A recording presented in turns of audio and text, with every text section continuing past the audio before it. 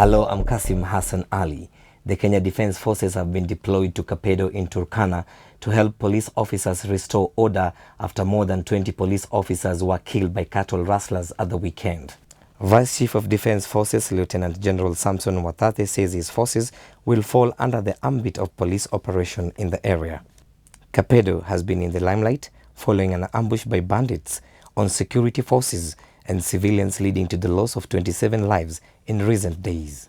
President Uhuru Kenyatta visited the area on Sunday and issued a 24-hour ultimatum for the return of police arms and uniforms, failure to which a massive operation would be launched in the area.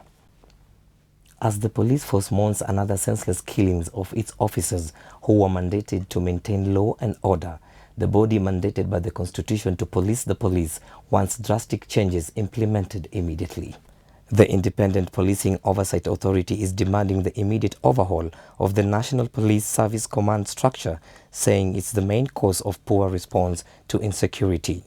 IPOA Chairman Macharia Njeru says the recent killing of security personnel and civilians by ragtag militia is evidence of a lack of preparedness and poor command of police units.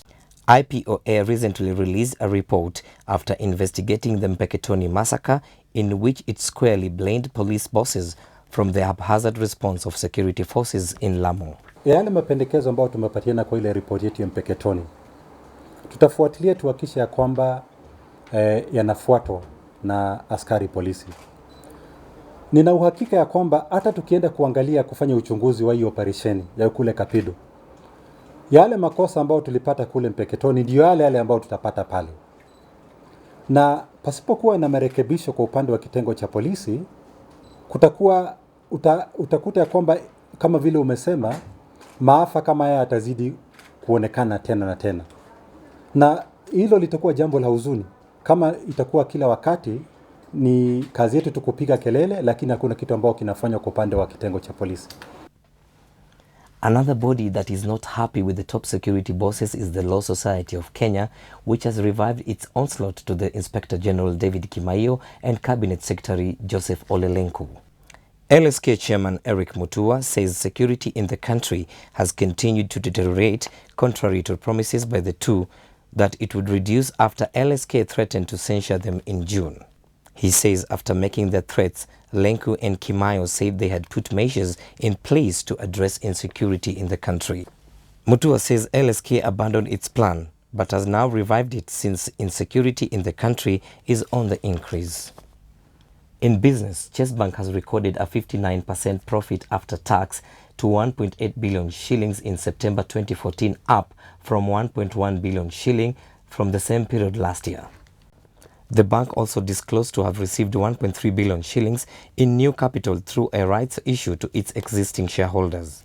Announcing its third quarter financial results, the bank reported that the new capital will ensure compliance with capital requirements and, with a strong balance sheet, support future growth. From the sports desk, Gor Mahia head coach Frank Natal says they are under no pressure when they invite Ushuru FC for their final match to retain the Kenya Premier League title should they emerge victorious. The Scotsman, however, urged his charges to stay focused and avoid getting carried away by their win against Mohoroni Youth. Kogalo are a point ahead of the closest challengers Sofapaka, who take on Tusker in their last match. For more on this and other stories, do log on to our website www.capitalfm.co.ke/TV. I'm Kasim Hassan Ali.